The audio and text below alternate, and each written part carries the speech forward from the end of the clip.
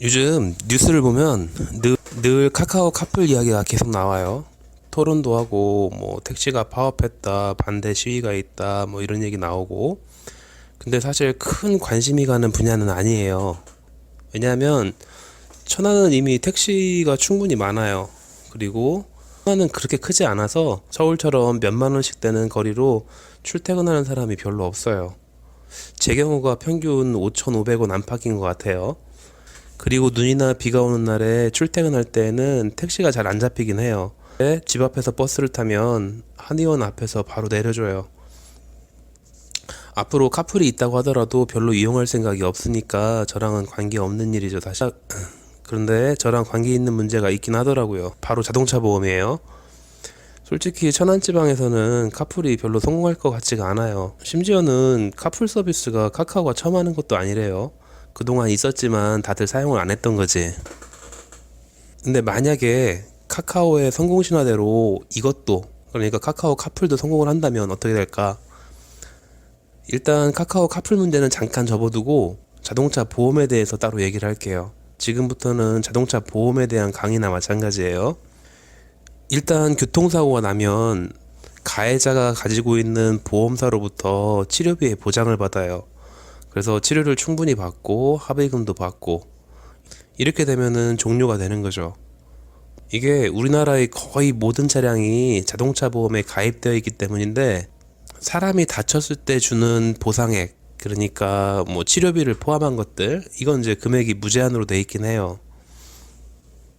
그런데 보험에도 종류가 있어서 전부 다 무제한으로 치료비가 지원되는 건 아니에요.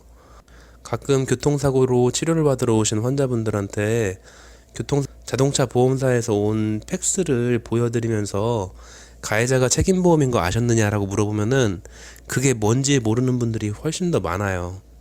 여기서 보험법에 대한 얘기를 전문 용어를 써가면서 얘기하면 너무 어려워지니까 최대한 이해하기 쉽게 쉬운 말로 좀 풀어 써볼게요. 그래도 이 단어 하나만큼은 알고 있어야지 뭔가 설명이 돼요. 책임보험이라는 거. 일단 우리나라에서 차를 움직이려면은 무조건 보험을 들어야 돼요. 이걸 책임보험이라고 하는데 강제성이 있어요.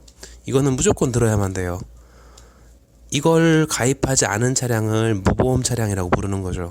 그런데 책임보험은 강제성이 있는 반면에 무보험 차량보다 조금 더 나은 수준의 보상만 가능해요. 피해자한테 충분한 보상을 해주는 게 거의 불가능해요. 책임보험을 들고 있다가 사고가 나면 어떡하나, 좀 골치 아파져요. 책임보험만 가입된 사람이 사고를 내게 되면 보험사에서는 아주 적은 소액만 지원해줘요. 나머지 금액은 전부 다 가해자가 다 자기 자비로 물어내야 되는 거예요. 책임보험 가입을 할 때에는 이런 정도의 위험 부담은 알고서 가입하는 거예요. 근데 일반적으로 다른 사람들은 그런 부담을 갖지 않기 위해서 다들 종합보험을 들죠. 무슨 화재, 무슨 해상, 무슨 손해보험, 뭐 이런 것들이요. 그래서 보통은 자기가 보험 한 개만 들었다고 생각하고 있지만 사실은 사람에 대해서, 대인에 대해서 사실은 두 가지를 들고 있는 거예요. 책임보험은 기본적으로 깔고 있고, 그리고 거기에 종합보험이 더 추가되는 거죠. 이거를 대인, 그러니까 사람에 대해서 책임져주는 부분, 이거를 사람에 대한 보상만 놓고 본다면은 대인 1, 대인 2 이런 식으로 분류를 하는데, 이게 좀 자꾸 어려운 용어가 늘어나면은 이해하기 힘드니까 그냥 지나가고 책임보험, 종합보험 이렇게 간략하게 부를게요. 이렇게 보상도 적은데 왜 책임보험 한 가지만 드는 사람이 있는가? 원인은 간단해요. 종합보험은 1년간 내야 되는 비용이 비싸니까 그게 부담되는 분들이에요. 책임보험은 소액만 있어도 가입이 되거든. 보장이 얼마 안 되니까 당연히 책임보험은 그 보험료가 굉장히 낮아요. 근데 보험을 아예 안 들면은 더 좋겠지만 그거는 범죄니까, 무보험 운전은 범죄니까 어쩔 수 없이 최소한의 준법을 하면서 보험을 가입하는 거죠. 근데 뭐 다른 경우도 있다는 것 같아요. 뭐냐면은 전에 들어본 게, 가해자가 워낙에 사고를 많이 내는 사람이라서 모든 보험사들이 전부 다 보험 가입을 거부했다는 거예요. 그래서 어쩔 수 없이 가해자는 책임보험만 가입할 수밖에 없었다는 경우를 봤고, 그리고 외국인이 뭐 취업 같은 거 문제로 단기간 우리나라에 들어와 있을 때 그때 책임보험만 가능하다고 들은 것 같기도 해요. 근데 이거는 어디까지나 역시 전문가가 아닌 환자분들한테 들은 얘기니까 100% 신뢰할 것들은 아니에요. 하지만 결론적으로 책임보험만 가입한 사람들이 분명히 지금도 길거리에 있다는 거죠. 근데 또 분명히 매년 비싼 돈 내가면서 종합보험을 들어놨긴 한데 막상 사고가 났더니 책임보험만 적용되고 종합보험은 적용시켜주지 않는 경우가 있기도 해요. 이게 좀 중요한 건데, 매년 자동차 보험을 갱신할 때마다 뭔가 약관을 보내오잖아요. 되게 두꺼운 걸로. 거기에는 이러이러한 경우에는 보험 적용이 안 된다고 분명히 명시돼 있어요. 예를 들어서 분명히 약속할 때는 30살 이상의 부부만 운전한다고 했는데, 근데 뭐 조카가 20살 된 조카가 있어가지고 운전면허 딴 김에 운전연수 시켜준다고 운전대를 내줬더니 조카가 사고를 했다. 이런 건 보장이 안 돼요. 왜냐면은 부부만 운전한다고 약속을 했잖아요.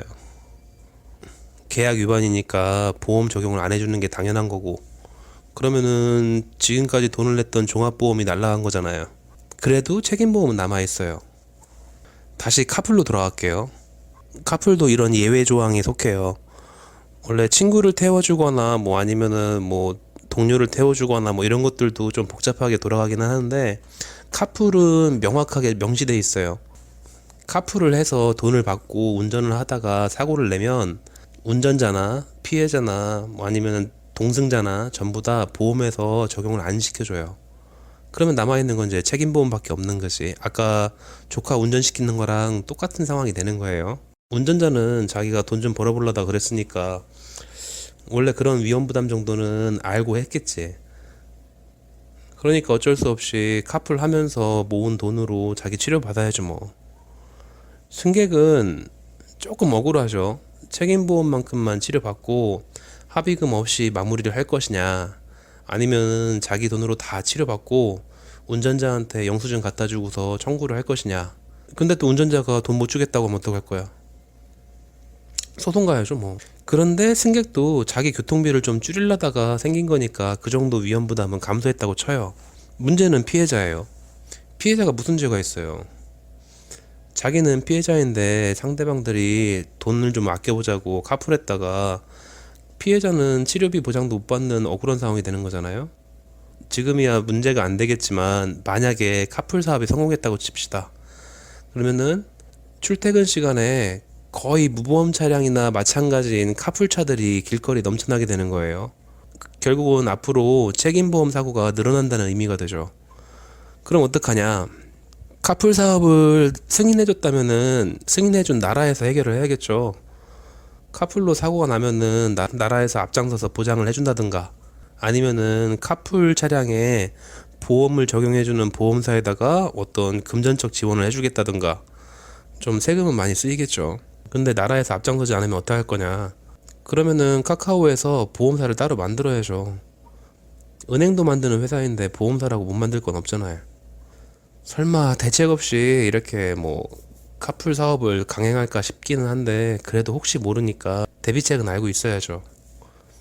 혹시라도 아무런 대책 없이 카풀 서비스가 흥행해서 너도 나도 카풀을 한다면 일반 운전자들한테 분명히 피해가 갈 테니까 개인적인 대책이 없는 건 아니에요. 원래 이런 상황은 위험성이 낮았지만 없는 게 아니었죠. 아까도 얘기했지만 지금도 책임보험 차량은 길거리에 있어요. 지금 이 문제가 수면에 떠오르는 거는 카카오처럼 영향력이 큰 회사가 한다고 하니까 그런 거지. 이럴 때 대비하는 게 자상특약이라는 게 있어요. 이거는 이제 자동차 상해의 줄임말인데, 이건 내 보험사에서 모든 걸 다 해결해줘요. 가해자가 책임보험이 아니라 무보험 차량이라도 상관이 없어요. 피해자는 굳이 가해자를 보지 않아도 되고 그냥 내 보험사에서 보장해주는 서류에 의해서 받고 싶은 치료를 전부 다 받고, 심지어 합의금하고 비슷한 성격의 보상금도 받아요. 그럼 보험사는 그걸 가지고 나중에 가해자에게 전액 청구를 하게 돼요. 만약에 자상특약이 되어 있지 않다면은 피해자는 자기가 치료를 자기 돈으로 다 받고 나중에 가해자를 찾아가서 치료비 내놓으라고 하고, 그게 좀 쉬운 일은 아니잖아요. 근데 보험사로서는 쉬워요. 보험사는 법무팀이 있을 거 아니에요. 소속되어 있는 변호사가 많이 있겠지. 그러니까 자산 가입만 되어 있으면은 카풀 서비스가 넘쳐나더라도 손해를 보지 않아요. 만약 아까도 얘기했듯이 법적 보완 조치가 없이 카카오 카풀 서비스가 활성화된다면 운전자들은 다들 자기 보험사에 전화해서 내가 자상특약에 가입이 되어 있는지부터 확인해야 돼요. 실제로 치료받으러 오시는 환자분들을 보면은 본인이 무슨 보험에 가입되어 있는지도 잘 모르는 분들이 많아요. 그냥 되게 보험 설계사가 추천한 대로 그냥 오케이 사인 한 경우가 많더라고요. 그래서 일단 내가 자산 가입이 되어 있는지 안 되어 있는지 확인해보고, 만약에 가입이 안 돼 있으면 전화 한 통 넣어서 특약 지금부터 넣어달라고 하면 돼요. 저도 원래 자산 가입이 되어 있지 않았어요. 근데 책임보험 때문에 치료도 제대로 못 받고 합의금도 못 받고 이렇게 고생하는 피해자들이 많다는 걸 보고서 바로 가입했어요. 그때 기억에 1년에 2만 몇천 원인가 뭐 그랬던 것 같아요. 1년에 2만 몇천 원이 더 쓰이는 거는 분명히 손해이긴 한데, 저라고 해서 책임보험 가입자를 만나지 말라는 보장이 없잖아요. 다시 얘기하자면 적어도 천안에서는 카풀이 잘 안 될 것 같아요. 문제가 된다면은 천안 사람인데 하필 출퇴근 시간에 서울에 가서 사고를 당했을 때, 그때만 문제가 될 것 같은데 흔치 않겠죠. 이건 어디까지나 카풀이 전국적으로 활성화됐을 때에 대한 대비책이에요. 한 달에 2,000원 정도인데 그 정도 투자해가지고 안심할 수 있으면은 나쁘지 않은 것 같아요. 그리고 이거는 특정 보험사에 대한 홍보 같은 것들이 아니에요. 왜냐면은 모든 보험사는 자상특약이 있어요. 자기 보험사에 연락하면 돼요. 그냥 요약, 현재로서 카풀 차량은 책임보험 차량이고 자상특약만이 그에 대한 대비책으로 있다.